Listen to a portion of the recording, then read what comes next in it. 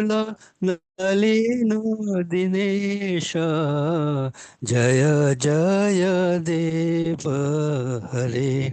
हरे कृष्ण हरे गोविंद गोपाल, नंद जी को लाल, यशोदा दुलार, जय जय देव हरे। मधुर नरक विनाशन है, गरुड़ासन है, सुरकुल केली निदान, जय जय देव हरे। सुरकुल केली निदान, जय जय देव हरे। अमल कमल दल लोचन है, भवमोचन है, त्रिभुवन भुवन निधान, जय जय देव हरे।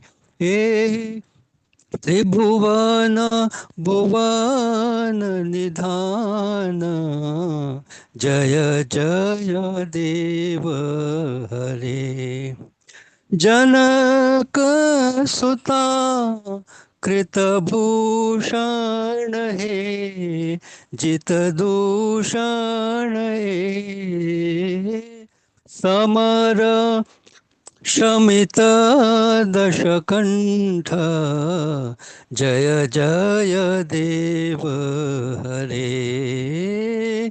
समर शमित दशकंठ, जय जय देव हरे। हरे कृष्ण हरि गोविंद गोपाल, नंद जी को लाल, यशोदा दुलारा, जय जय देव हरे। अभिनव जल धर सुंदर है, धृत मंदर है, श्रीमुख चंद्र चकोर, जय जय देव हरे। श्रीमुख चंद्र चकोर, जय जय देव हरे। तव चरणे प्रणतावयम्, इति भावये, इति भावये, हे कुरु कुशलं प्रणतेषु, जय जय देव हरे। कुरु कुशलम् प्रणतेषु, जय जय देव हरे। श्री जयदेव कवेरिदं, कुरुते मुदं, कुरुते मुदं, मङ्गलम् उज्ज्वल गीतं, जय जय देव हरे। मङ्गलम् उज्ज्वल गीतं, जय जय देव हरे। हरे कृष्ण हरि गोविंद गोपाल, नंद जी को लाल, यशोदा दुलार, जय जय देव हरे। जय जय देव हरे। जय जय राधे राधे राधे कृष्णा, जय जय राधे राधे, राधे कृष्णा। जय जय राधे राधे, राधे कृष्णा। जय जय राधे राधे, राधे कृष्णा। जय जय राधे राधे, राधे कृष्णा। जय जय राधे राधे, राधे कृष्णा। हरे कृष्ण कृष्ण कृष्ण हरे हरे, हरे राम राम राम हरे हरे। हरे कृष्ण कृष्ण कृष्ण हरे हरे, हरे राम हरे राम राम राम हरे हरे। हरे कृष्णा। हरे कृष्ण प्रभु जी, कोटि कोटि धन्यवाद। धन्यवाद प्रभु जी। अत्यंत ही सुंदर माता जी। हरी बोल प्रभु जी, बहुत सुंदर प्रभु जी, बहुत मंत्र मुग्ध कर दिया सबको आपने। बहुत। माता जी, आपने अपने ग्रुप में ये मंगल गीतम कई दिनों पहले, कई महीनों पहले डाला था। जी जी। तब मैंने इसे पढ़ा तो फिर मैंने ये सीखा। तो ये जी मतलब आपकी वजह से हुआ है ये। प्रभु जी, आपकी जो है मैंने देखी कितना भाव से गाया है आपने। और सबको मुझे लगता है बहुत अच्छा लगा होगा, सब बहुत खुश हुए होंगे। तो बहुत सुंदर प्रभु जी। और धन्यवाद बहुत माता जी। मधुर रहा, बहुत कर्णप्रिय और बहुत दिल को छूने वाला। हरे कृष्ण। हरे कृष्ण माता ऐसे ही गाते रहा करिए प्रभु जी, अच्छा लगता है। जी। जी आप माता सब जी, हरे लोग भी कृष्ण। वैष्णव गीत सीखें, देखिए प्रभु जी ने कितना अच्छा सुनाया, आप लोग भी सीखिए और वैष्णव गीत को गाइए। प्रभु जी अगर पीडीएफ डाल देंगे तो जी थोड़ा माता जी, सा बिल्कुल लोगों आपके को आदेश का पालन होगा माता जी, मैं अभी आज डाल दूंगा। सुविधा लगेगी, सब लोग सीख पाएंगे उसको। जी माता जी, तो बिल्कुल। शुरू करते हैं आज का सेशन बहुत सुंदर गीत के साथ। ओम नमो भगवते वासुदेवाय, ओम नमो भगवते वासुदेवाय, ओम नमो भगवते वासुदेवाय। ॐ अज्ञानातिमिरान्धश्च गानञ्जनशलाकया चक्षुरुन्मीलितं येन तस्मै श्रीगुरुवे नमः। श्रीचैतन्यमनोभीष्टं स्थापितं येन भूतले स्वयं रूपा कदा मह्यं ददाति स्वपदान्तिकं। वन्देऽहं श्रीगुरु श्रीयुतपदकमलं श्रीगुरून् वैष्णवांश्च श्रीरूपं साग्रजातं सहगरघुनाथ अन्वितं तं सजीवं साद्वैतं सावधूतं पर्जनसहितं कृष्णचैतन्यदेवम् श्री राधा कृष्ण पादान सगर ललिता श्री विशाखा अन्विताश्च। हे कृष्ण करुणा सिंधु दीन बंधु जगतपते गोपेश गोपिका कांता राधा कांता नमस्तुते। तप्त कांचन गौरांगी राधे वृंदावनेश्वरी विश्वानुसुते देवी प्रणमामि हरिप्रिये। नमो विष्णुपादाय कृष्णपृष्ठाय भूतले श्रीमद्भक्ति वेदांत स्वामी इति नामिने। नमस्ते सरस्वती देवी गौरवाणी प्रचारिणे निर्विशेषा शून्यवादी पाश्चातदेशतारिणे। जय श्री कृष्ण चैतन्या प्रभु नित्यानंद श्री अद्वैत गदाधर शिवासादि गौर भक्त वृंद। हरे कृष्णा कृष्ण कृष्ण हरे हरे, हरे राम राम राम हरे हरे। हरे कृष्णा सभी को, हरे कृष्णा। और ये 18वें दिन की, जो हम 18 दिन की यात्रा है भगवत गीता को समझने की, और उसका आज तीसरा जो है वो पड़ाव है, तीसरा दिन है यहाँ पर। और इस तीसरे दिवस पे हम आप सबका स्वागत करते हैं। और इस यात्रा के प्रारंभ में श्रील प्रभुपाद जी को, जो हमारे आध्यात्मिक गुरु हैं, उनके चरण वंदना करते हैं।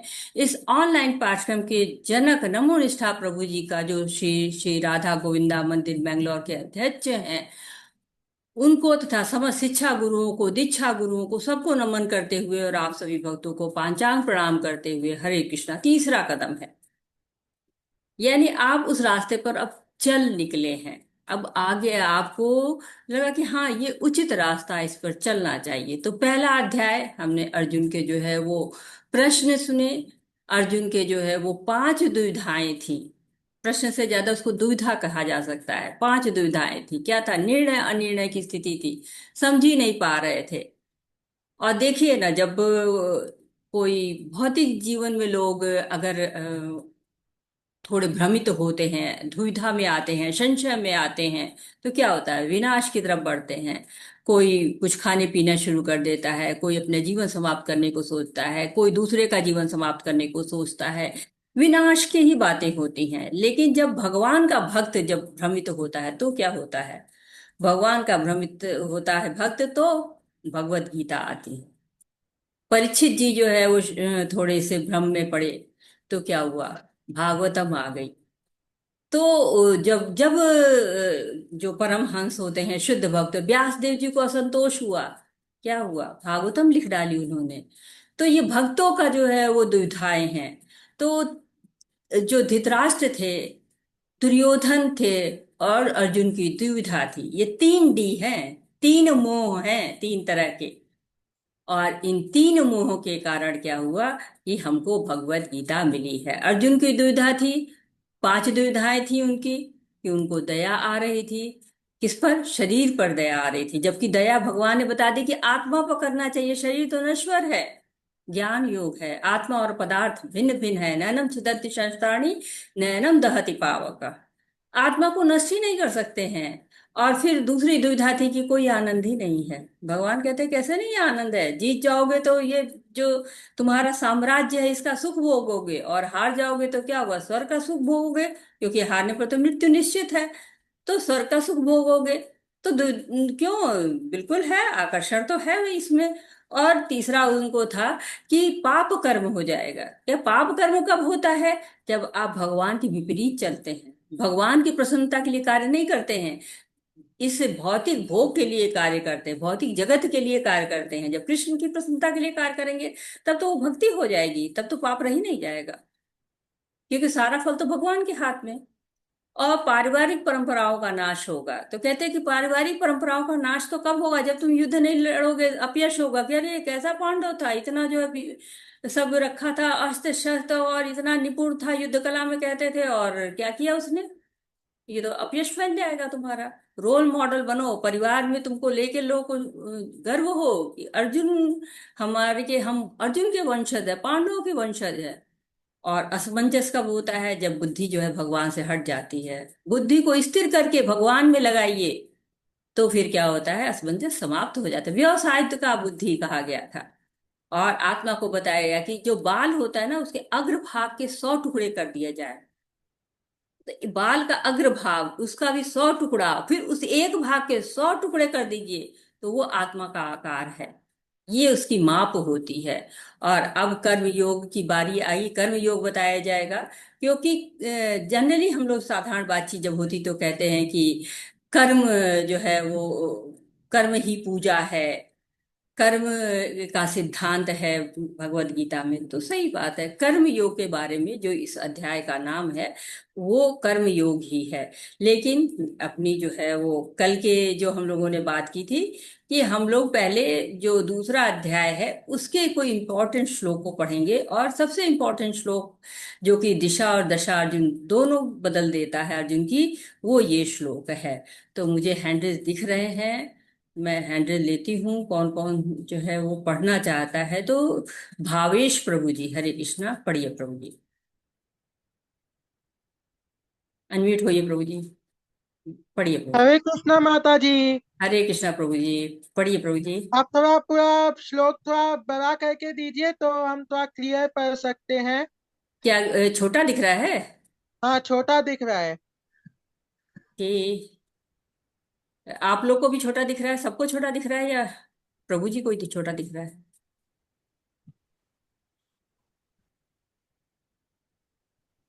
ये देखिए, मैंने फॉन्ट को 54 रखा है, 60 कर दे रही हूँ। अब दिखा आपको? दिख रहा है प्रभु थोड़ा जी? और बड़ा कीजिए, जी, बड़ा कीजिए। बड़ा किया है प्रभु जी, मैंने फॉन्ट को 60 कर दिया, जो कि 54 था। 54 था। हाँ, मैंने इसको 60 किया है। चलिए 80 पर ले आई हूं मैं। लेकिन अब इतना बड़ा हो जाएगा तो दिखेगा ही नहीं और लोगों को। ये तो छुप ही गया है पूरा चुप ही गया श्लोक। जी प्रभु जी, उसी पे पढ़ना पड़ेगा, वो मैंने बेस्ट रखा हुआ था, आपने थोड़ा सा। नहीं नहीं नहीं, अ, मैंने नहीं कर पाऊंगा। ठीक है प्रभु जी, कोई बात नहीं। और कोई पढ़ना चाहता है तो वो पढ़ सकता है।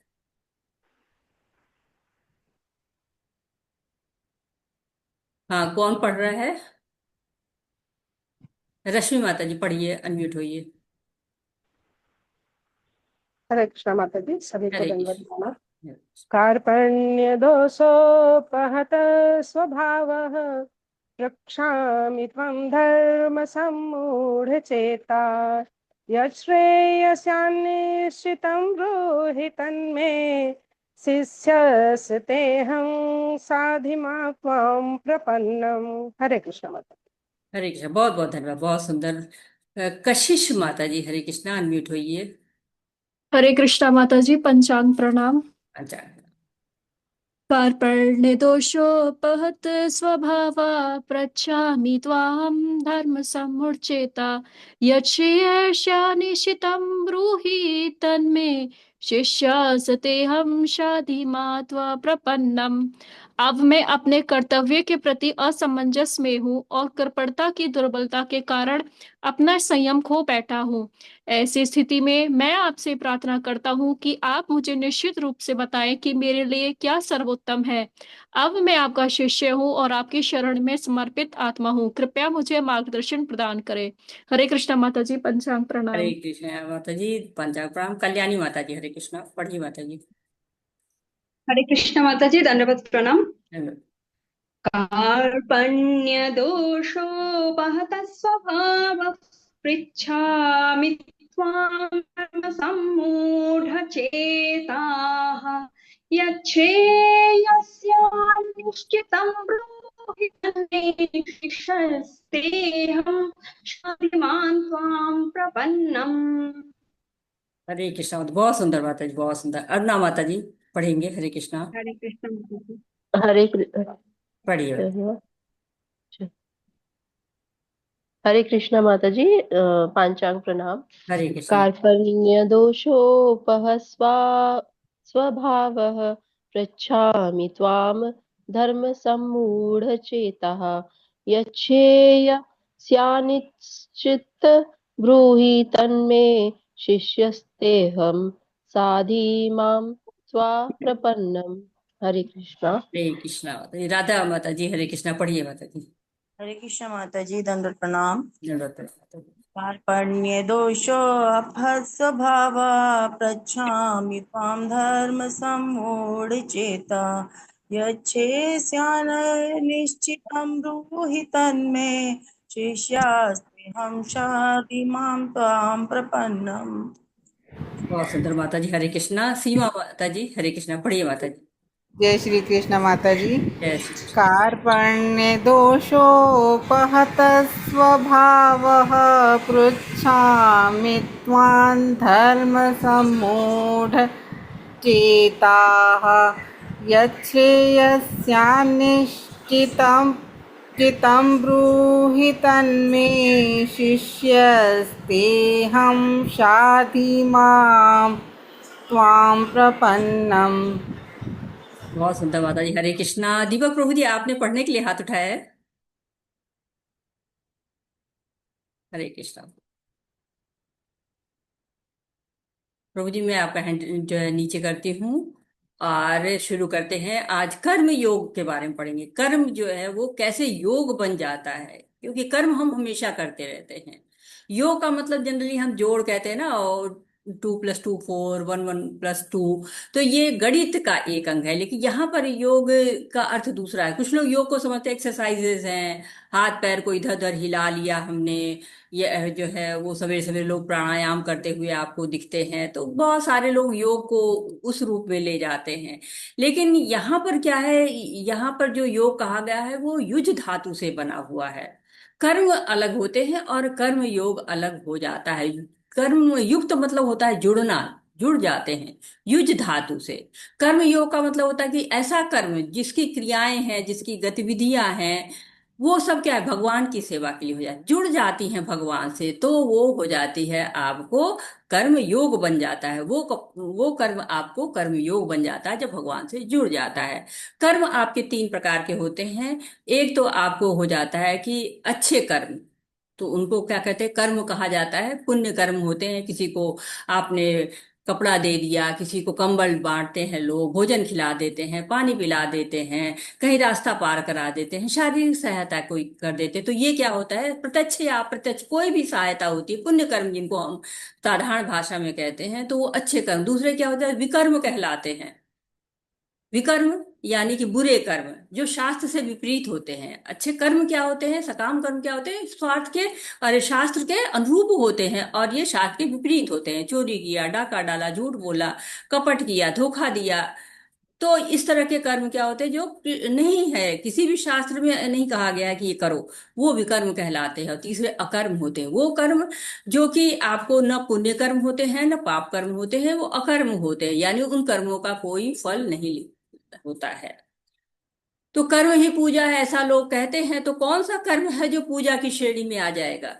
किस कर्म को हम करेंगे तो पूजा की श्रेणी में होगा? पूजा की श्रेणी का मतलब क्या होता है कि हमको भव बंधन में नहीं डालेगा, हमको कर्म बंधन में नहीं डालेगा, भव सागर से पार कराएगा, मुक्ति दिलाएगा। हमारी यही दुविधा होती है ना, और इस दुविधा का समाधान हमको भगवत गीता में मिल जाता है। तो इस अध्याय की रचना यही समझाने के लिए की गई है, और इसका नाम इसीलिए कर्म योग रखा गया है। तो पिछले अध्याय में हमने पढ़ा था कि भक्ति अगर करते हैं तो वो संचित रहती है। नेहाभिक्रमनाशस्तो प्रतवायो न विद्यते स्वल्पम पयस्य धर्मस्य त्रायतो भयतो महात्। थोड़ी सी भी अगर हम काम करते हैं, थोड़ा सा भी अगर हम भगवान की तरफ जाते हैं, तो वो क्या होती है, भक्ति भगवान सुरक्षित रखते हैं। तो इस अध्याय में भगवान हमको कैसे कर्म के लिए स्तुति कर रहे हैं, ये हम पढ़ते हैं। तो क्या कह रहे हैं, कर्म योग और कर्म कांड एक समान नहीं है। कर्म कांड का तात्पर्य है देवी देवताओं की पूजा करना, आत्महित इंद्रिय भोग के लिए, जबकि कर्म योग इसके बिल्कुल विपरीत है। यह लगातार प्रयास में परमेश्वर को खुश करने और सेवा करने के लिए है।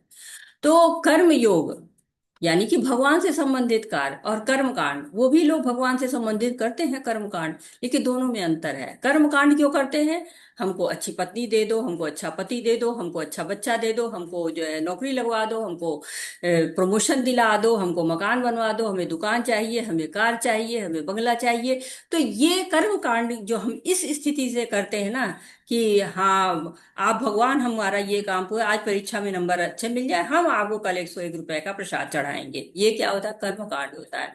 कर्म योग क्या होता है, भगवान खा लो ना, हमने बड़े प्रेम से आपके लिए भोग बनाया है ना, आप खाइए ना, हम बाजार गए थे, हमको अच्छी लग गई ये सब्जी, आपके लिए बनी है, प्रिय खा लीजिए। तो ये क्या हो जाता है, कर्म योग हो जाता है, भगवान की प्रसन्नता के लिए कर रहे हैं। अर्जुना उवाच, अर्जुन के से शुरू हो रहा है ये अध्याय।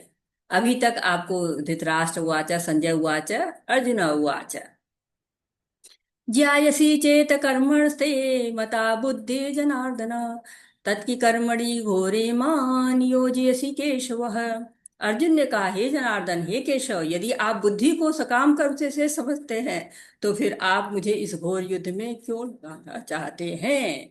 तो ये देखिए क्या हुआ, अर्जुन को भ्रम है, संशय है। अर्जुन ने सब जाना है, भक्ति योग जाना, सांख्य योग जाना, आपको कर्म योग जाना, लेकिन अभी संशय बना हुआ है, संशय दुविधा बनी हुई है कि अगर भक्ति का मार्ग सबसे श्रेष्ठ है, तो फिर भगवान हमको सकाम कर्म में क्यों लगाना चाहते हैं? सकाम कर्म अभी हम जान चुके जो शास्त्रों के अनुसार है, तो उसमें क्या है, फल की आशा बनी रहती, फल की लालसा बनी रहती। तो भगवान ने उनको बताया था ना कि क्षत्रिय हो तुम, युद्ध करो, युद्ध करोगे तो क्या लाभ होगा तुमको, जो है स्वर्ग का सुख मिलेगा, या इस जो है वो धरती का सुख मिलेगा, या नहीं करोगे तो क्या नुकसान होगा, अपयश मिलेगा तुमको। तो ये सब तो भगवान समझा चुके हैं। अब अर्जुन को जो है वो कमी कहाँ रह गई समझने में? अर्जुन को कमी नहीं रह गई, हमें कमी रह गई। भगवान जानते हैं कि ये जो हम लोग हैं ना, साधारण जनता है, इनमें अभी कमी बनी रहेगी, इतना मेरे बताने पर उनको समझ में नहीं आएगा, विस्तार से बताना पड़ेगा। तो अर्जुन चाह रहे हैं कि जो भगवान ने कहा था ना कि तुम जो है वो कार्य जो है छोड़ दो अपना। जो कुछ लोग होते हैं जो कार्य को छोड़ देते हैं, यानी कि जो लोग बुद्धि योग करते हैं, वो लोग जो है ज्ञान योग के माध्यम से दूसरा रास्ता लेते हैं और इंद्रियों को तृप्त न करके और चले जाते हैं कहीं और अपना भगवान की जो है वो याद करते हैं, ध्यान करते हैं। तो कह रहे कि वो अगर रास्ता श्रेष्ठ है तो वो पतली गली से निकलना चाहते हैं कि नहीं नहीं, मुझे ये दोष न लगे कि मैं अपने दादा को पितामह को मार रहा हूँ, अपने गुरु हंता बन रहा हूँ। तो इसको छोड़ के और मैं जो है वो कहीं चला जाऊं और कहीं जाके जो है वो इसी मन में है ना कि मुझे ये युद्ध नहीं लड़ना है, युद्ध नहीं लड़ना चाहते हैं। तो यहाँ पर कह रहे हैं जनार्दना आप जन के हित में हैं और आप मुझसे काम कौन सा करा रहे हैं, जन को समाप्त करने वाला, मारने वाला, मैं मारूं सबको जाके युद्ध करके। तो ये संशय उनको लग रहा है। दूसरे कह रहे केशव आप संशय सबका समाप्त करते हैं और मेरा संशय भी समाप्त कर दीजिए। अच्छी बात यह है कि अर्जुन जो है वो ये नहीं कह रहे कि नहीं नहीं मुझे नहीं लड़ना मैं जा रहा हूं, नहीं, पलायन नहीं कर रहे हैं। हम क्या करते हैं, स्थितियां आती पलायन करते हैं, नहीं उधर नहीं जाएंगे, नहीं, वो कह रहे नहीं, बताइए सिद्धांत क्या है, मैं उसको फॉलो करूंगा, आप जो कहोगे, मैंने गुरु बना लिया आपको, मैं आपकी बात मानूंगा। तो लेकिन मुझे ये जो है वो बता दीजिए। तो अर्जुन हमारे रिप्रेजेंटेटिव हैं और हमारे बिहाफ पे प्रश्न कर रहे हैं। तो एक तरह से हमको पलायन नहीं करना है, गुरु साधु और शास्त्र से पूछना है और उसके अनुसार हमें कार्य करना है। व्यामिश्रेण वाक्येन बुद्धिं मोहयसीव मे तदेकं वद निश्चित्य येनोष्योऽहमापनुयाम्। आपके व्यामिश्रित है, सब मिश्र कर दिया आपने, अनेक अर्थ निकल रहे हैं। उपदेशों से मेरी बुद्धि मोहित हो गई है, जो आपने बताया है ना वो उससे मुझे क्लियर नहीं हुआ है और भ्रम में पड़ा हुआ हूं मैं अभी भी। अतः कृपा करके निश्चय पूर्वक मुझे बताइए कि इनमें से सर्वाधिक श्रेष्ठकर क्या होगा। तो भ्रमित है, तो ये नहीं कह रहे हैं कि नहीं कोई पतला रास्ता बता दो, नहीं, श्रेयस्कर हो बताइए, प्रेयस नहीं चाहिए। ऐसा नहीं है कि आप शॉर्ट टर्म कोई उपाय दे दीजिए और मैं कह दूं, नहीं, कह रहे जो मेरे लिए श्रेयस्कर हो वो बताइए। तो बार बार पूछ रहे हैं। शेष हम सब जानते हैं, कोई बताना चाहेगा शेष किसको कहते हैं, कोई बताना चाहेगा? चलिए मैं ही बता रही हूँ, शेषकर वो होता है जो, हाँ, राधा प्रिया दासी माता जी क्या कहना चाहेंगे माता जी? हरे कृष्णा। हरे कृष्णा माता जी। तो माता जी श्रेष्ठकर का अर्थ जो मैं समझती हूँ वो यही है कि जो हमारे लिए अच्छा होता है, जो हमारे हित में होता है, वो श्रेष्ठकर उसको बोला जाता है। और प्रेयस? माता जी प्रेयस का नहीं मालूम। अच्छा अच्छा, ठीक है माता जी। शेषकर वही होता है जो कि हमारे लिए उचित होता है, लॉन्ग टर्म में हमको देता है, सुविधा देता है। थोड़ा जो है वो तुरंत तुरंत का हमको परिणाम नहीं देता है कि हाँ अभी हमने तुरंत जाना, और नहीं, लॉन्ग टर्म में हमको फायदा उसका होता है, वो शेषकर करता है। प्रेयस में थोड़ा जल्द तुरंत फायदा मिला और थोड़े दिन बाद समाप्त हो गया, इस तरह को प्रेयस कहते हैं। तो कहते हैं कि व्यामिश्रित है, तो आप मुझे स्पष्ट बताइए। श्री भगवान वाच, भगवान की वाणी आ गई।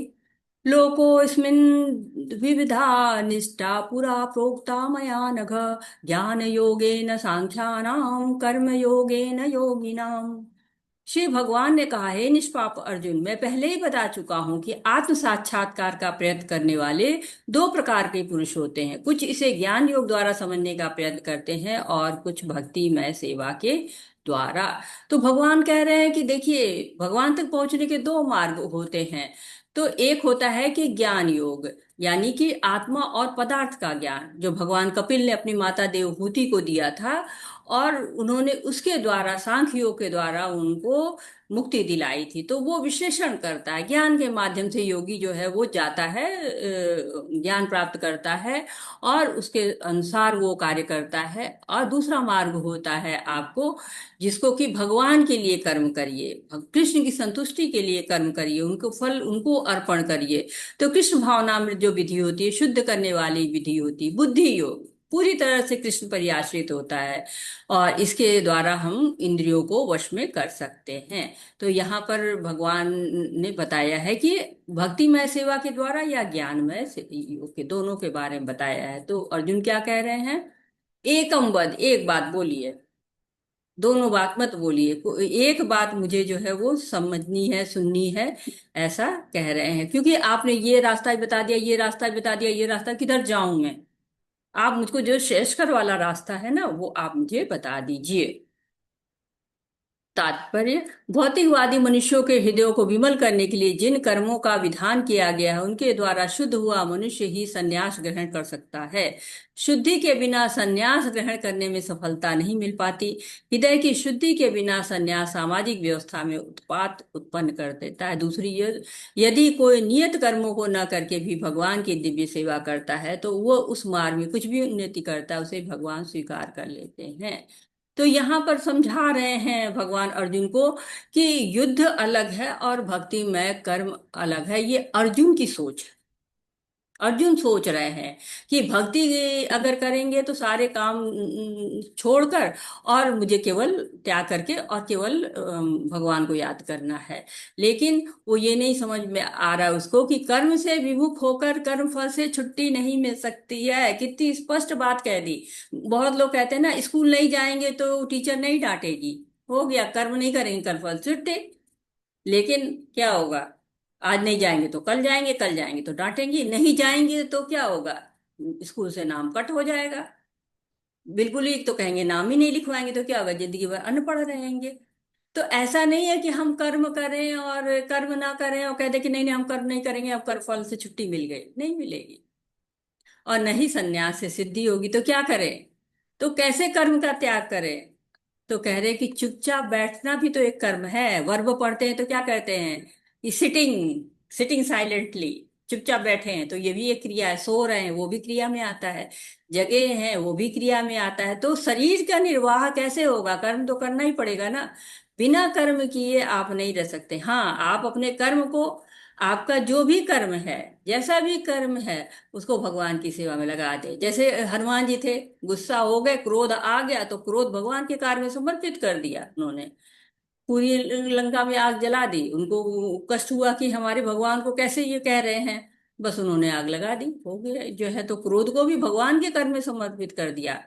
कर्मेन्द्रियाणि संयम्य आस्ते मनसा स्मरण इंद्रियार्थन विमूढ़ात्मा मिथ्याचार स युज्यते। जो कर्मेंद्रियों को वश में तो करता है किंतु जिसका मन इंद्रिय विषयों का चिंतन करता रहता है वह निश्चित रूप से स्वयं को धोखा देता है या मिथ्याचारी कहलाता है। तो भगवान ने कितने स्ट्रॉन्ग वर्ड को एकदम से बताया हुआ है कि आपको मिथ्याचारी नहीं बनना है। प्रभुपाद जी ने भी बहुत स्पष्ट सब चीजों को बता रहे हैं कि सन्यास को आप बिना शुद्धि के नहीं कर सकते। सन्यास का मार्ग ही है कि आप पहले अपने आप को शुद्ध करो तब सन्यास को ग्रहण करो। और ऐसा नहीं कर पाएंगे तो क्या होगा आपको, कि भौतिक भोग आपको ललचाते रहेंगे, आपको आकृष्ट करते रहेंगे, तो सारे प्रयास आपके व्यर्थ होते चले जाएंगे। क्यों, अगर आप बैठे हैं, एकांत में बैठे हैं, आप चले गए हिमालय पे, यहाँ हम हिमालय पे हैं और हमें कुछ दिखेगा ही नहीं, लेकिन मन ही मन याद तो है ना कि रसगुल्ला खाया हुआ था, तो रसगुल्ले का टेस्ट तो याद है ना, तो वो याद आ जाएगा। और ये वहां रहते तो उसके रसगुल्ले बड़े अच्छे थे और उसकी कचौड़ियाँ बहुत अच्छी थी। तो सारा कर्म को परित्याग करके एकांत में तो चले गए कि छोड़ो घर द्वार, चलो हरिद्वार चल दिए। लेकिन वहां पर भी जाके अगर इंद्रिय भोग याद आ रहा है, अगर ऐसा चीजें, अरे कितना जो है जमीन गड़ रही है, अगर ऐसी जगह पे बेड होता ना, एक पतला वाला गद्दा ले आए होते तो अच्छा होता। तो क्या हो गया, वो धर्मांतरण का दिखाया मिथ्याचार है।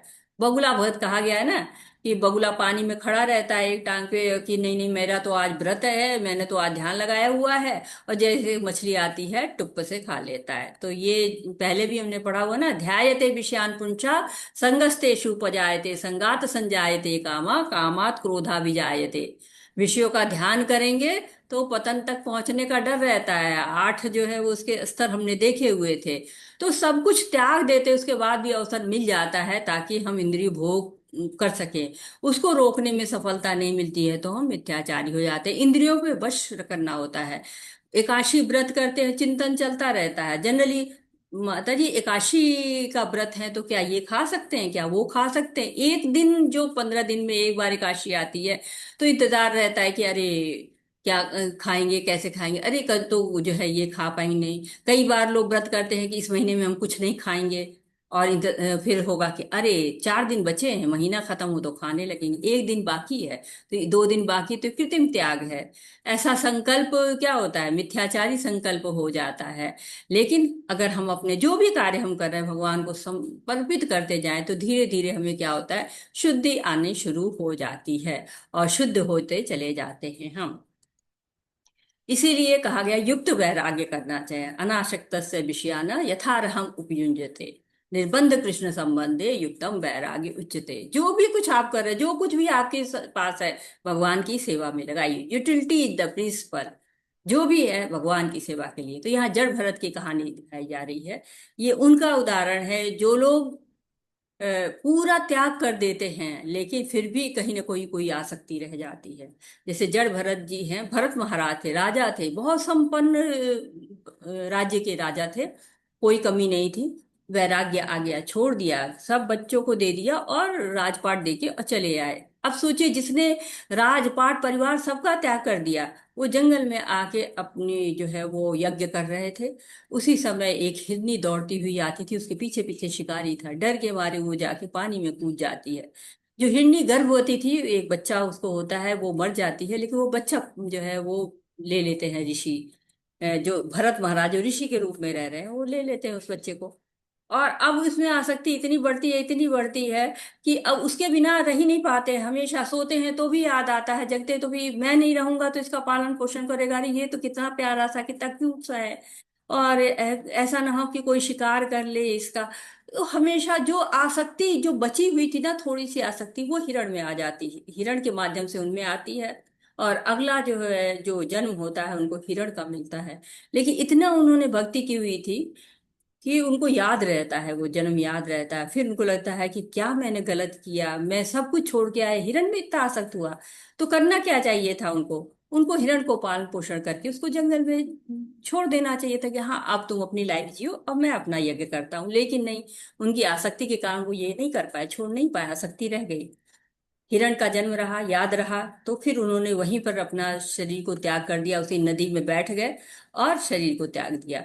फिर उनका जो है जन्म एक अच्छे घर में होता है जहाँ वो भक्ति पूरी करते हैं। तो आसक्ति नहीं रहनी चाहिए, आसक्ति को धीरे धीरे समाप्त करना चाहिए।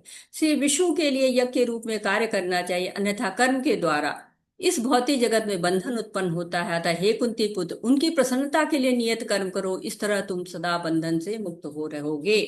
तात्पर्य, अतः भगवान विष्णु की प्रसन्नता के लिए कर्म करना चाहिए। इस जगत में किया जाने वाला अन्य कोई कर्म बंधन का कारण होगा, क्योंकि अच्छे तथा बुरे कर्मों के फल होते हैं और कोई भी फल कर्म करने वाले को बांध लेता है। अतः कृष्ण को प्रसन्न करने के लिए कृष्ण भावना भावित होना होगा, और जब कोई ऐसा कर्म करता है तो मुक्त दशा को प्राप्त रहता है। यही महान कर्म कौशल है। प्रारंभ में इस विधि का अत्यंत कुशल मार्गदर्शन की आवश्यकता होती है। तो बता दिया गया कि देखिए, ये जो कर्म का सिद्धांत है बहुत जटिल है, लेकिन इसका बहुत आसान सा तरीका भी यहाँ बता दिया कि क्या क्या, यज्ञार्थ कर्मणो अन्यथा लोकोयम कर बंधन तदर्थ कर्म कौन्ते या मुक्त संगा समाचर।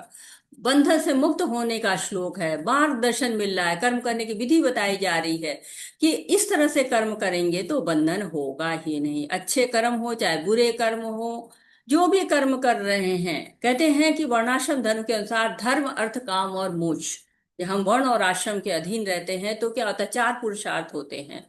तो अर्थ को ऐसे उपजाना है जो धर्म के अनुसार हो, और कामनाएं ऐसी होनी चाहिए जो मोक्ष की तरफ ले जाएं। अगर हमारी कामनाएं जो है वो अर्थ की होंगी तो हमारा धर्म भी अधर्म की तरफ जाएगा और हमें मोक्ष की प्राप्ति नहीं होगी। तो कृष्ण भावना भावित कर्म करना है, कर्म बंधन से मुक्त रहना है। हम करते हैं तो बंधन से बच नहीं सकते। अच्छे कर्म करें तो भी कर्म बंधन होते हैं, ऐसा नहीं कि केवल बुरे कर्म, क्योंकि अच्छे कर्म करते करते भी कुछ ना कुछ कमियां रह जाती हैं। जैसे अग्नि जलाते अग्नि शुद्ध होती है, लेकिन धुआं क्या होता है, प्रदूषण होता है, दोष होता है। तो इसी तरह हम पुण्य कर्म करते हैं तो भी कुछ दोष हो जाते हैं। तो हमें पुण्य कर्म हम किए, पुण्य खाते में जन्म जमा हो गए, उच्च लोक की प्राप्ति हो गई। पाप कर्म हमने किया तो फिर हमारे पाप के खाते में जो है हो गया, जमा हो गया। पुण्य कर्म किए, हमको उच्च लोक मिले, स्वर्ग मिला, मान लीजिए वहां पर हम खूब भोगा, अच्छा अच्छा भोग भोगा हमने। और जब हमारा पुण्य कर्म समाप्त हो गया तो फिर यहीं पर आ गए, तो पुनरपि जन्मम पुनरपि मरणम लगा रहेगा। तो हर चीज का जो है वो लेखा जोखा रहता है। अगर जैसे बैंक में हो ना, तो वो पैसा जमा करते हैं ना, जब तक पैसा रहता है तब तक निकाल सकते हैं। और अगर जो है वहां से पैसा चुरा लेंगे तो क्या होगा, फिर सजा मिलेगी। जैसे सेना है, तो सेना का जवान है, वो रहता है अपने बॉर्डर पे रहता है, गोली मारता है, उसको सजा नहीं होती, क्यों? नियम के तहत कार्य कर रहा है। वही सैनिक घर पे आ जाता है और गोली मार दे तो क्या हो, सजा हो जाएगी। तो वैसे ही भक्ति पे जो कार्य किया जाता है, भगवान के नियम के अनुसार जो कार्य करता है वो बंधन मुक्त तो होता है।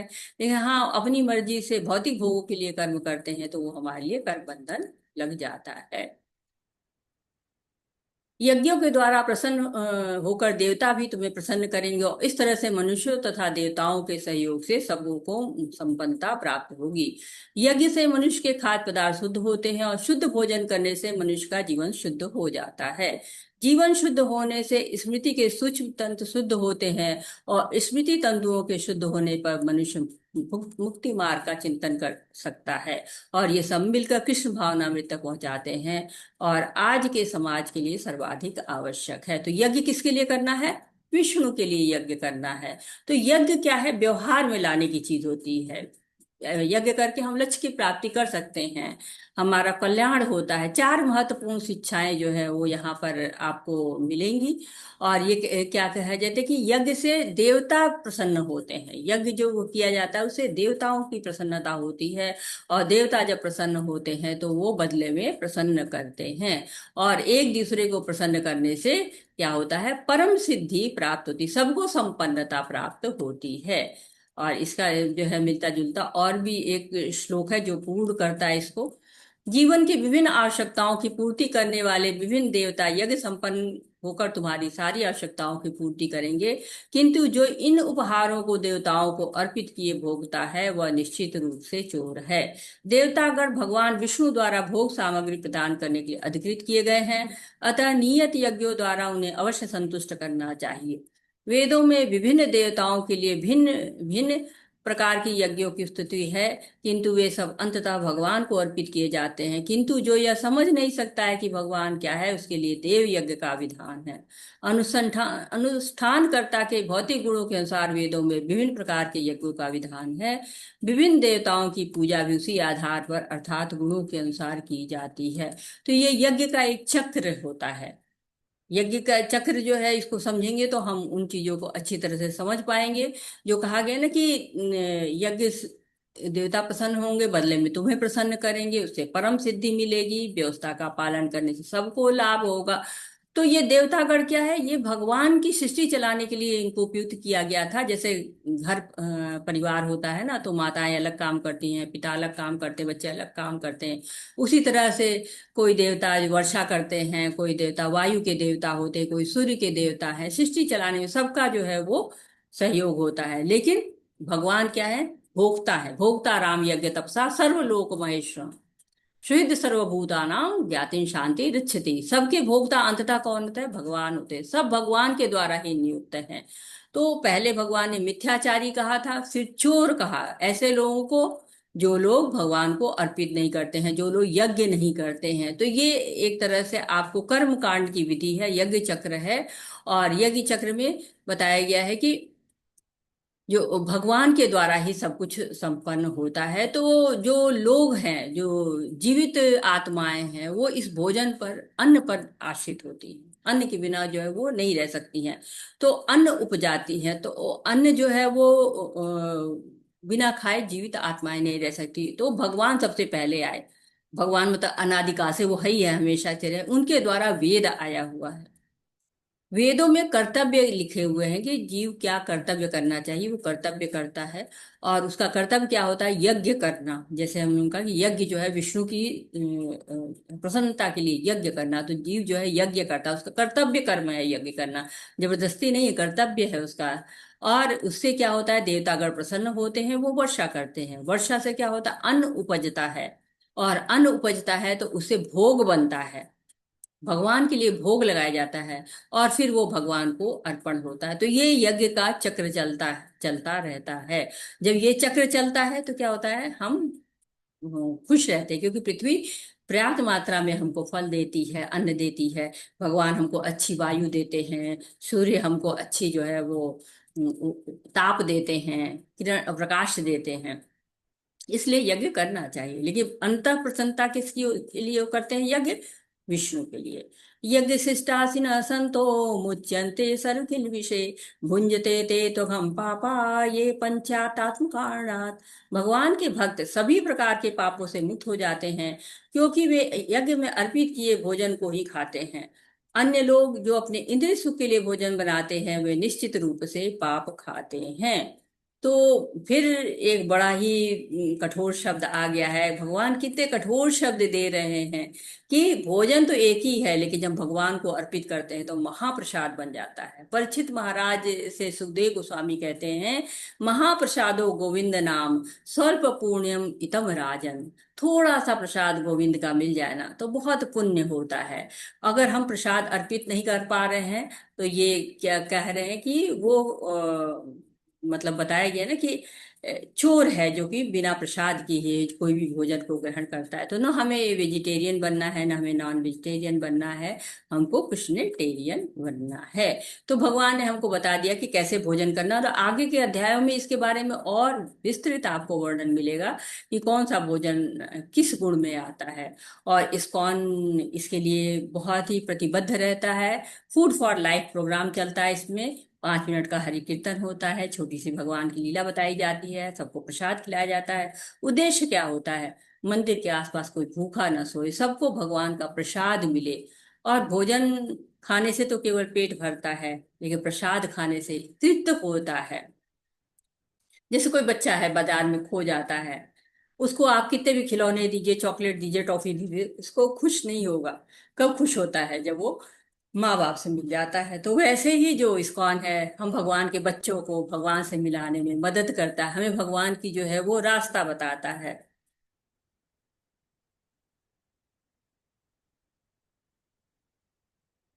सारे प्राणी अन्न पर आश्रित है। जो वर्षा से उत्पन्न होता है, वर्षा यज्ञ संपन्न करने से होती है, और यज्ञ नियत कर्मों से उत्पन्न होता है।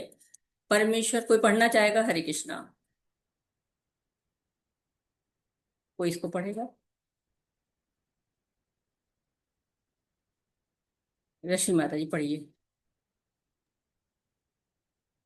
हरे कृष्णा। सारे प्राणी अन्न पर आश्रित है, जो वर्षा से उत्पन्न होता है। वर्षा यज्ञ संपन्न करने से ही होती है, और यज्ञ नियत कर्मों से उत्पन्न होता है। तात्पर्य भी पढ़ना माता जी? हाँ पढ़िए माता जी। जी। तात्पर्य, परमेश्वर जो यज्ञ पुरुष अथवा समस्त यज्ञों के भोक्ता कहलाते हैं, सभी देवताओं के स्वामी हैं। और जिस प्रकार शरीर के अंग पूरे शरीर को की सेवा करते हैं, उसी तरह सारे देवता उनकी सेवा करते हैं। इंद्र, चंद्र तथा वरुण जैसे देवता भगवान द्वारा नियुक्त अधिकारी हैं, जो सांसारिक कार्यों की देख रेख करते हैं। सारे वेद इन देवताओं को प्रसन्न करने के लिए यज्ञों का निर्देश करते हैं, जिससे वे अन्य उत्पादन के लिए प्रचुर वायु, प्रकाश तथा जल प्रदान करें। जब कृष्ण की पूजा की जाती है तो उनके अंग स्वरूप देवताओं की भी स्वतः पूजा हो जाती है। इसी हेतु कृष्ण भावना भावित भगवत भक्त सर्वप्रथम कृष्ण को भोजन अर्पित करते हैं और तब खाते हैं। यह ऐसी विधि है जिससे शरीर का आध्यात्मिक पोषण होता है। हरे कृष्ण। हरे कृष्ण, बहुत बहुत धन्यवाद। तो ये यज्ञ चक्र के बारे में बताया गया है कि कैसे यज्ञ चक्र संपन्न होता है, उसका एक रूप दिया गया।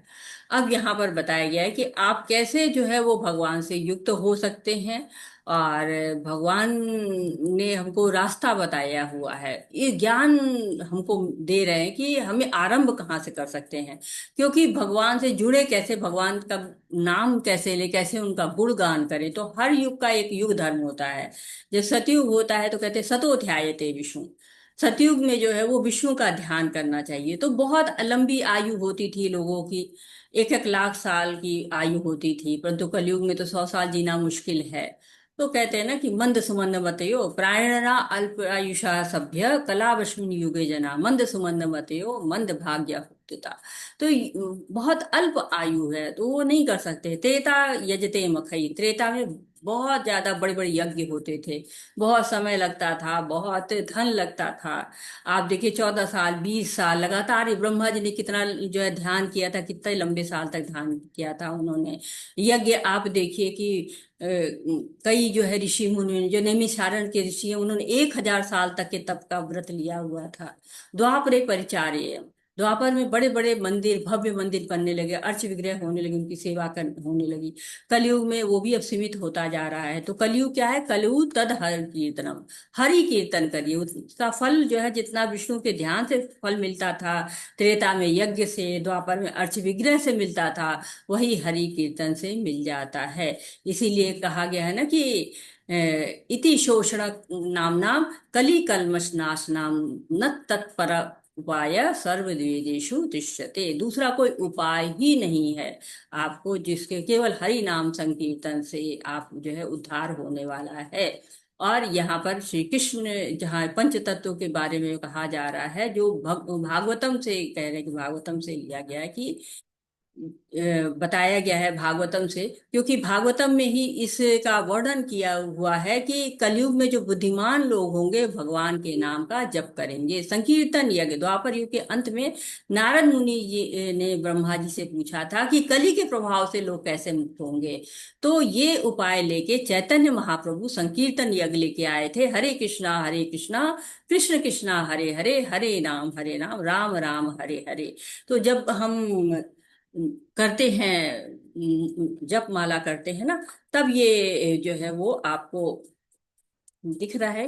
आप लोग को माला दिख रही है? नहीं दिख पा रही, ये है, देखिए माला है ना, ये आपको माला, ये आपको सुमेरु पर्वत होता है, इसको लांघते नहीं है। और शुरू करते हैं यहाँ से, हरे कृष्णा कृष्ण कृष्णा हरे हरे, हरे राम राम राम हरे हरे। इस उंगली को, जो आपकी ये उंगली है, इसको हम ऊपर रखते हैं, इससे टच नहीं करते हैं, और एक एक जो है मोती को आगे बढ़ाते चले जाते हैं। हरे कृष्णा कृष्ण कृष्णा हरे हरे, हरे राम राम राम हरे हरे। और जब इसको पूरा करते करते और अंत में आते हैं हम, फिर सुमेरु पर्वत पे आते हैं, जो ये सुमेरु पर्वत होता है। यहाँ पर हम इसको बोलते हैं, जय श्री कृष्ण चैतन्य प्रभु नित्यानंद श्री अद्वैत गदाधर शिवासादि गौर भक्त वृंदा। और फिर पलट देते हैं, पलट के फिर जो है वो इसको लांघते नहीं है, जो सुमेरु पर्वत है ना, इसको लांघते नहीं है। और यहाँ पर हम जो है वो नमः ओम विष्णुपादाय प्रभुपाद की प्रणति भी कर लेते हैं। और जो लोग दीक्षित होते हैं वो लोग अपने गुरु की भी प्रणति करते हैं प्रभुपाद जी के साथ साथ में, और फिर आगे बढ़ते हैं। और फिर जो है वो 108 जो इसमें मोती जरूर होने चाहिए आपकी माला में, और 108 मोती से आप जो है वो आपको जप जरूर करना चाहिए। कम से कम आप इस लेवल पर एक माला जप करना जरूर शुरू कर दें। और पंचतत्व है, पंचतत्व का नाम कहते हैं, अभी 10वें अध्याय में पढ़ेंगे, यज्ञा नाम जप यज्ञोस्मि। यानी कि जो संकीर्तन यज्ञ होता है ये बहुत ही जरूरी है। और कलयुग में जो है वो कहते हैं ना कि आवश्यक है, हरि नाम केवल, कलयुग नास्ते व गतिर अन्यथा। तो हरि का नाम जो है वो उद्धार करने वाला नाम है कलयुग में। और साथ ही साथ भगवान कहते हैं कि जब जो यज्ञों में जब यज्ञ में मैं हूं, और जब कहा जाता है ना ऑर्डर ऑर्डर ऑर्डर, तो कलयुग में कहा गया नास्ते नास्ते नास्ते। तो 3 बार कहा गया बल देके कि हरि नाम के अतिरिक्त कोई भी उपाय नहीं है। तो बहुत लोग कहते हैं कि विष्णु सहस्र नाम है, कौन सा नाम हम करें? तो बहुत सारी दवाएं होती हैं, पर दवा कौन सी अच्छी है जो बीमारी को तुरंत ठीक कर दे, कौन सी ज्यादा उपयुक्त होगी? तो ब्रह्मा जी ने बताया है कि इति षोडशा नाम। तो ये जो है 16 अक्षरों का जो नाम है, ये कली कल्मष नाशनम है। कली के जो है कल्मष नाश करने वाला है। तो ब्रह्मा जी तो वेदों के ज्ञाता हैं, चार सिद्ध वाले हैं, ज्ञान के भंडार हैं, बुद्धि तत्व से बने हुए हैं। वो इस जो है इस संकीर्तन यज्ञ को कह रहे हैं कि हाँ, ये जो है कलयुग को नाश करने वाला है। तो हर मंत्र पर, हर मतलब मोती पर पूरा पूरा मंत्र बोलिए, एकदम शुद्ध स्पष्ट शब्दों में, इतनी जोर से बोलिए कि आप मुंह से बोले और कानों तक सुनाई दे। लेकिन इतनी जोर से भी ना बोलिए कि पूरा मोहल्ला डिस्टर्ब हो, नहीं, इतना ही तेज बोलना चाहिए जितना मुंह से चले और कान तक पहुंचे। तो ये एक तरह से थ्योरी नहीं है, ये प्रैक्टिकल है। कहते हैं ना, पहले इस्तेमाल करो फिर विश्वास करो। तो नुकसान कोई नहीं है। घर में माला नहीं है तो आप उंगली पे कर सकते हैं माला, आप यहाँ से मंगा भी सकते हैं, लिंक मिल जाएगा आपको, ऑनलाइन आ जाएगा, और परिवर्तन अवश्य आएगा। और जब भी हम दृढ़ निश्चय करते हैं, हम प्रयास करना शुरू करते हैं, हमको सफलता अवश्य मिलती है। इसलिए हमको भगवान के नाम का जप करना, एक माला कम से कम जरूर शुरू कर देनी चाहिए। धीरे धीरे आप इसको बढ़ाते जाएंगे और आपको सफलता मिलती चली जाएगी। आप अच्छी तरह से और कर पाएंगे। बिल्कुल स्पष्ट बोलना है, थोड़ा जोर से बोलना है, जिससे कि आसपास को जो जीव जंतु है ना जो कमरे में आपके, वो भी सुन सके। और अगर मन में कोई अलग विचार आते हैं, उनको नो बोलना है, नो नो। जैसे होता है ना कि आपके दरवाजे पर कोई कस्टमर, कुछ बेचने वाले आते हैं ना, तो उनको आप पहले ही नो बोल दीजिए तो चले जाएंगे। जहां आपने कहा कि अरे ये है क्या, बस आप वहीं फंस जाएंगे। तो पहले ही विचारों को नो बोलना है, नो, आप मत आइए। यामिमा पुष्पितां चावांचं प्रवदन्त विपश्चितः वेदवादरता पार्थ नान्यदस्तीति वदिनः। अल्पज्ञानी मनुष्य वेदों के उन अलंकारिक शब्दों के प्रति अत्यधिक आसक्त रहते हैं, जो स्वर्ग की प्राप्ति, अच्छे जन्म, शक्ति इत्यादि के विविध सकाम कर्म करने की संस्तुति करते हैं। तो इनसे आसक्त नहीं होना चाहिए, क्योंकि हम चाहते हैं ना कि भौतिक जीवन को ही हम सुधारते रह जाते हैं। या उच्च लोग भी स्वर्ग तक हमारी कामना होती है कि स्वर्गवासी हो गए, यानी अच्छे अच्छे भोग कर रहे हैं। लेकिन हमारा लक्ष्य जो है वो अंतिम लक्ष्य होना चाहिए, भगवत धाम की प्राप्ति। अतः कर्म फल में आसक्त हुए बिना मनुष्य को अपना कर्तव्य समझकर निरंतर कर्म करते रहना चाहिए, क्योंकि अनासक्त होकर कर्म करने से परम ब्रह्म की, परम की प्राप्ति होती है। तो आसक्ति कहीं भी हो, चाहे किसी जीव में हो, पदार्थ में हो, कर्म फल में हो, आसक्ति नहीं रहना चाहिए। और इसके लिए हम राजा जनक का उदाहरण ले सकते हैं। राज्य करते थे, सिद्धि प्राप्त भी किए हुए थे, सीता माता के पिता थे, लेकिन उन्होंने राजधर्म और भक्ति एक साथ की, राजधर्म को भी निभाया और भक्ति भी की। और यही एक रास्ता है जो कि भगवान तक हमें पहुंचाता है। यद यद आचरति श्रेष्ठ तत्तदेव तरो जना, स यत् प्रमाण कुरुते लोकोस्तद अनुवर्तते। महापुरुष जो जो आचरण करता है, सामान्य व्यक्ति उसी का अनुसरण करते हैं। वह अपने अनुसरणीय कार्यों से जो आदर्श प्रस्तुत करता है, संपूर्ण विश्व उसका अनुसरण करता है। तो महापुरुष देखो कैसे दिखाए, माँ चलती है, पीछे पीछे बच्चे चलते हैं। जैसे जैसे महापुरुष आचरण करते हैं, सामान्य लोग भी उनके पीछे चल देते हैं। तो इसमें करना क्या है, हमको ये भी जानना चाहिए कि श्रेष्ठ लोग होते कौन हैं। ऐसा है कि आजकल तो लोग स्पोर्ट्समैन की है, बॉलीवुड के हीरो, हॉलीवुड के हीरो, सबको अपना श्रेष्ठ मान लेते हैं। लेकिन श्रेष्ठ हमारे जीवन में है कौन? माता पिता हैं। माता पिता जैसा आचरण करते, बच्चा वैसे आचरण करते। तो घर का वातावरण माता पिता से बनता है, उसी के अनुसार बच्चा ढलता है। तो भक्ति का वातावरण बनाना चाहिए। प्रभुपाद जी को भक्ति का वातावरण मिला, वैष्णव थे वो। तो हमें जो माता पिता बन गए उनको श्रेष्ठ आचरण करना चाहिए। दूसरे गुरु होते हैं श्रेष्ठ, गुरु को श्रेष्ठ आचरण करना चाहिए। शिष्य की प्रतिभा को निखारना चाहिए, तराशना चाहिए। जैसे कुम्हार होता है, मिट्टी को गढ़ता है अंदर से बाहर से, वैसे ही गुरु को होना चाहिए। और तीसरा जो है वो क्या होता है, श्रेष्ठ पुरुष होता है उच्च अधिकारी। उच्च अधिकारी जैसा आचरण करता है वैसा नीचे के लोग करते हैं। जैसे नेता होता है वैसे लोग करते हैं, जैसे राजा होते हैं वैसे प्रजा होती है। और कुछ लोग देखिए रावण को ही जो है पूजना शुरू कर देते हैं। तो श्रेष्ठ व्यक्ति हमको सोच समझ के करना चाहिए कि हाँ ये श्रेष्ठ है। गलत चुनाव करेंगे तो हम गलत आचरण करना शुरू कर देंगे। जीवात्मा अहंकार के प्रभाव से मोहित होकर अपने आप को समस्त कर्मों का कर्ता मान बैठता है, जबकि वह वास्तव में प्रकृति के 3 गुणों द्वारा संपन्न किए जाते हैं।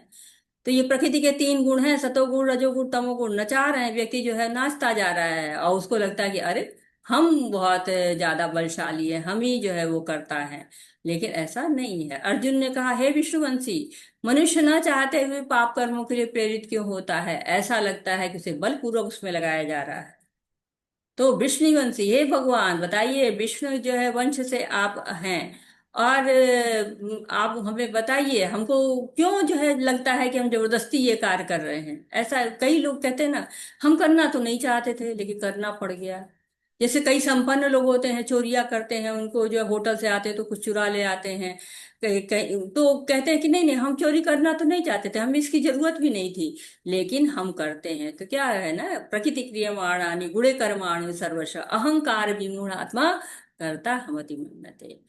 जो अहंकार से सोचता है व्यक्ति कि हम कर रहे हैं, लेकिन कराने वाले कौन होते हैं? प्रकृति के तीन गुण होते हैं।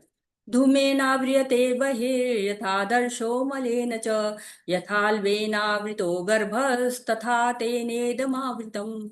जिस प्रकार अग्नि धुएं से, दर्पण धूल से तथा भ्रूण गर्भाशय से आवृत रहता है, उसी प्रकार जीवात्मा इन काम के विभिन्न मात्राओं में आवृत रहती है। तो तीन अवस्थाएं बताई हुई हैं। एक अग्नि जो है वो धुएं से है, और साथ ही साथ जो है वो दर्पण धूल से है, और जो है गर्भ जो है वो भ्रूण गर्भ से रहता है। तो एक तरह से हमने पहले भी पढ़ा हुआ है कि हम जब पतन के 8 स्तर क्या होते हैं, और यहाँ पर क्या बताया जा रहा है कि काम के कारण, कामनाओं के कारण, काम एषा क्रोध एषा रजोगुण समुद्भव महाशनो महापापमा विद्धेन्मि वैरिणम। तो काम विषय वासनाओं के कारण ये भी एक पाप का कारण होता है। अग्नि जैसे होती ना, हम हवन करते हैं, अग्नि होती है, उससे साथ साथ धुआं होता है, हम जो सामग्री डालते हैं उससे धुआं बनता जाता है। जब हम थोड़ा हटाते फिर हमको अग्नि फिर धधक उठती है। वैसे तो कहते हैं इसी तरह से हम कोई भी कार्य करते हैं ना, उस पर संस्कारों का गहरा प्रभाव पड़ता रहता है। और फिर तो उससे चेतना क्या होता है? धूमिल होती है। जैसे चेतना हुई हमारी अग्नि से, जैसे धुएं से ढकी होती है अग्नि, वैसी चेतना है। दर्पण धूल से, दर्पण इतना गंदा हो जाता है, चेहरा ही नहीं दिख रहा है।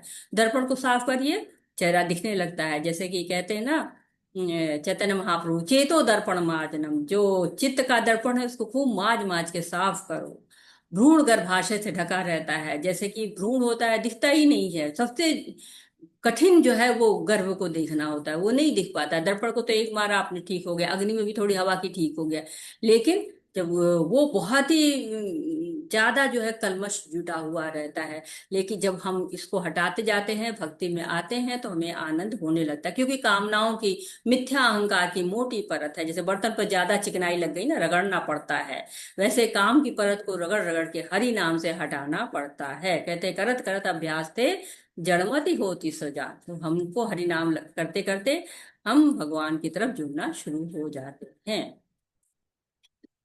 तो आगे हम जो है कठोपनिषद की एक आप देखेंगे, एक चित्र अभी हम देखेंगे। इसके बाद इंद्रियाणि मनोबुद्धिर अधिष्ठानम उच्यते एते विमोर्यत्येष ज्ञानमावृत देहिनाम। इंद्रिया, मन तथा बुद्धि इस काम के निवास स्थान है। इनके द्वारा यह काम जीवात्मा के वास्तविक ज्ञान को ढककर उसे मोहित कर लेता है। तात्पर्य, भगवान कृष्ण उन स्थानों को संकेत कर रहे हैं जिसे शत्रु को जीतने वाला यह जान ले कि शत्रु कहाँ पर है। मन समस्त इंद्रियों के कार्यकलापों का केंद्र बिंदु है। अतः जब हम इंद्रिय विषयों के संबंध में सुनते हैं तो मन इंद्रिय तृप्ति के समस्त भावों का आगार बन जाता है। इसी तरह मन तथा बुद्धि, इंद्रियां काम की शरणास्थली बन जाते हैं। इसके बाद बुद्धि ऐसे काम पूर्ण रुचियों की राजधानी बन जाती है। बुद्धि आत्मा के निकट पड़ोसन है। काम में बुद्धि से आत्मा प्रभावित होती है, जिसमें उससे अहंकार उत्पन्न होता है, और यह पदार्थ तथा इस प्रकार की मन तथा इंद्रियों से अपना तादात्म्य कर लेता है। आत्मा को भौतिक इंद्रियों का भोग करने की लत पड़ जाती है, जिसे वह वास्तविक सुख मान बैठता है। तो इंद्रियां, मन तथा बुद्धि इस काम के निवास स्थान है। इसको थोड़ा इससे समझेंगे तो थोड़ा अच्छे से समझ पाएंगे, क्योंकि थोड़ा जटिल है चीजों को समझना।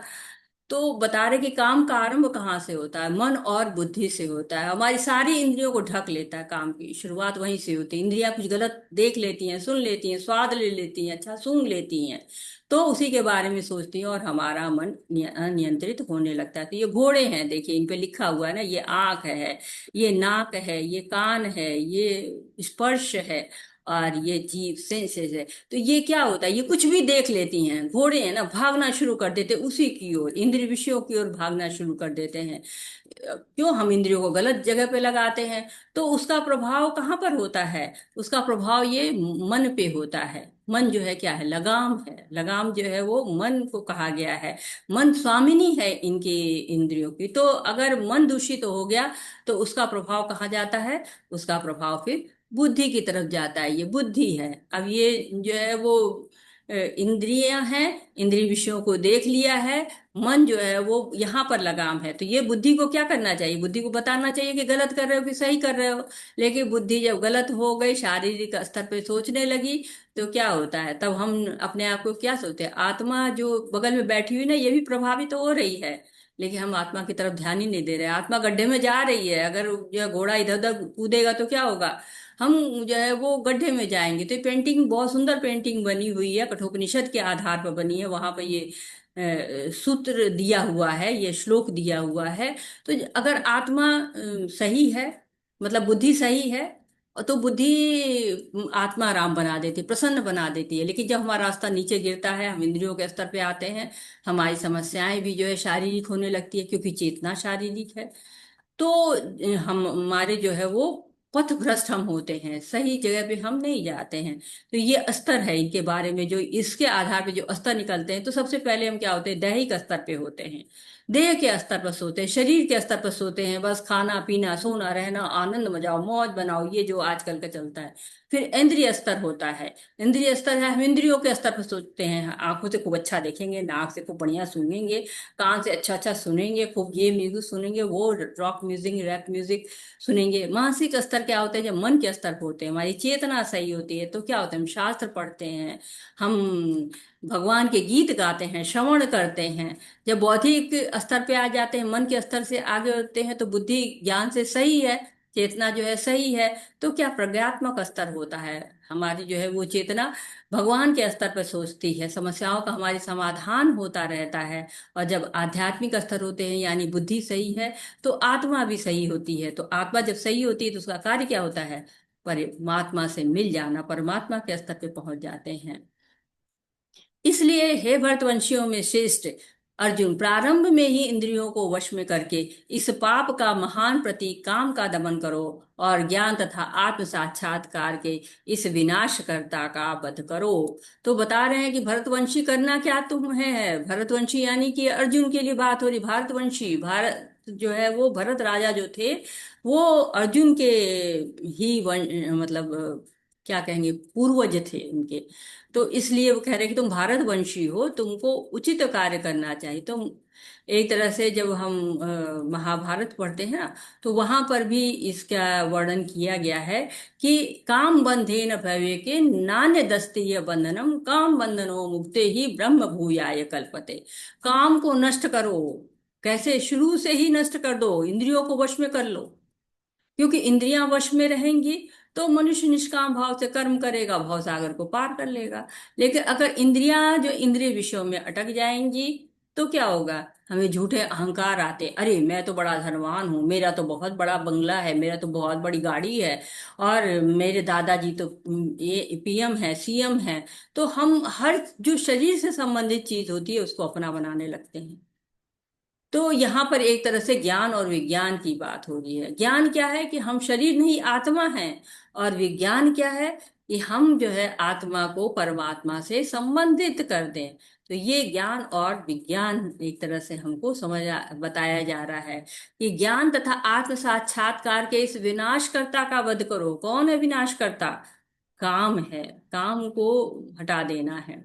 इस प्रकार हे महाबाहु अर्जुन, अपने आप को भौतिक इंद्रियों, मन तथा बुद्धि से परे जानकर और मन को सावधान आध्यात्मिक बुद्धि कृष्ण भावनामृत से स्थिर करके आध्यात्मिक शक्ति द्वारा इस काम रूप दुर्जय शत्रु को जीतो। तो ये दुर्जय है, आसान नहीं है जीतना, बहुत मुश्किल है इसको जीतना, लेकिन जीत सकते हो। हम अल्प ज्ञानी हैं, लेकिन जब हम भगवान से जुड़ जाते हैं तो हमें ऐसा नहीं है कि हाँ इतने चौड़े शास्त्र पढ़ेंगे तभी, नहीं। अपने आप को बस भौतिक जगत से हटाना है, इंद्रियों को मन को, बुद्धि को, सबको ही हटा देना है। किससे? कामनाओं से हटा देना है, अपने आप को कृष्ण भावनामृत में रख देना है। तो ये बहुत सुंदर सा अध्याय, थोड़ा जटिल अध्याय, लेकिन हम जब इसको ध्यान से पढ़ते हैं और भगवान से जुड़ते हैं तो हम धीरे धीरे आगे की ओर बढ़ते चले जाते हैं। काम को नष्ट करते हैं, क्रोध को नष्ट करते हैं, इंद्रिय विषयों के जंजाल से दूर होते हैं। प्रभुपाद जी क्या कहते हैं, हमको इसको समझते हैं। कोई पढ़ना चाहता है? हरे कृष्णा, आप हैंड रेज कर सकते हैं। राधा प्रिया माता जी पढ़ चुके हैं, वंदना माता जी नहीं पढ़ा। पढ़िए माता जी, वंदना हरे कृष्ण माता जी।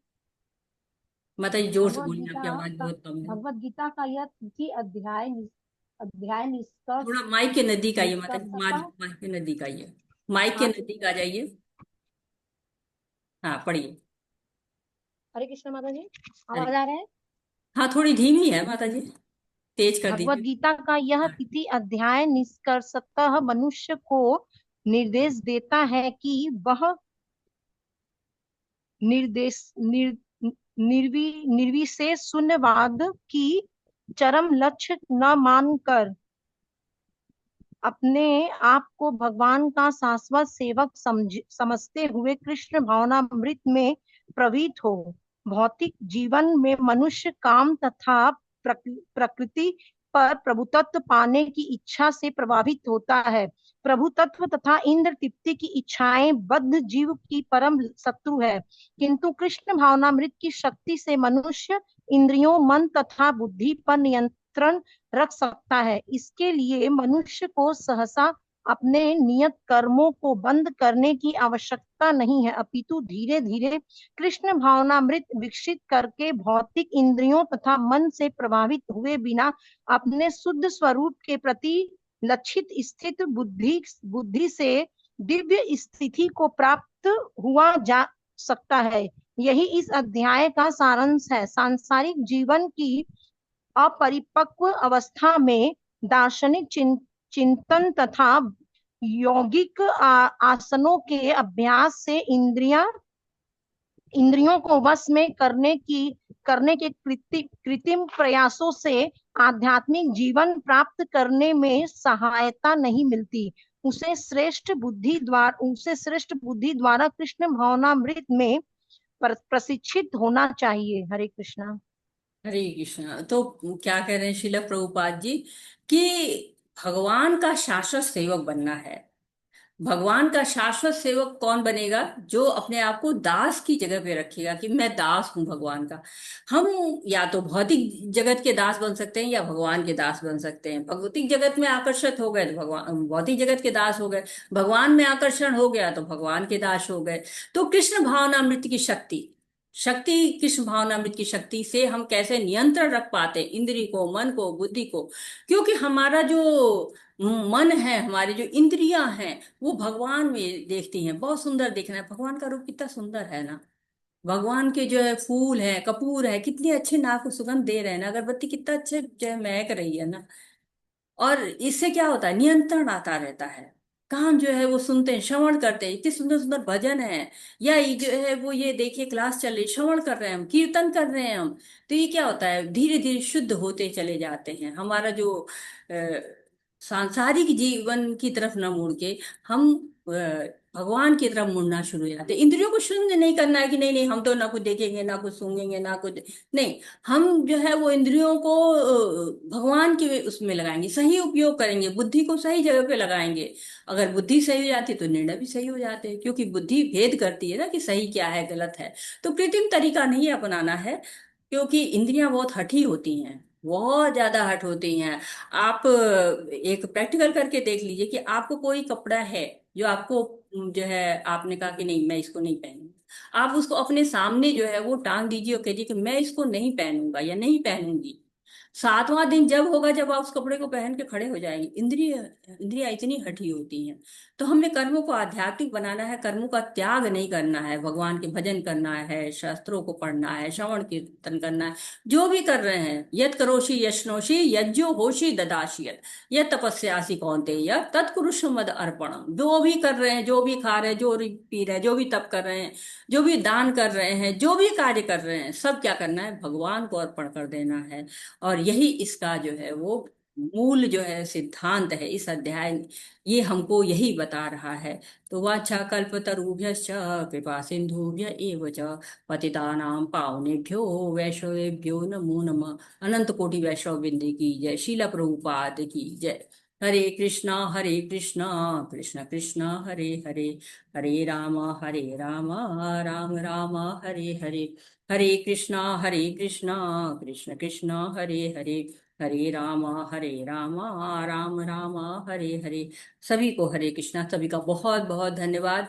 आज के जो है वो प्रसंग से संबंधित जो भी आपका प्रश्न है, जो भी आपका सुझाव है, कुछ ऐड करना चाहते हैं, कुछ आप उसको त्रुटि सुधार करना चाहते हैं, या इस जो सेशन चल रहे हैं इनको और भी अच्छा बनाने के लिए कुछ सुझाव देना चाहते हैं, तो आपका मोस्ट वेलकम है।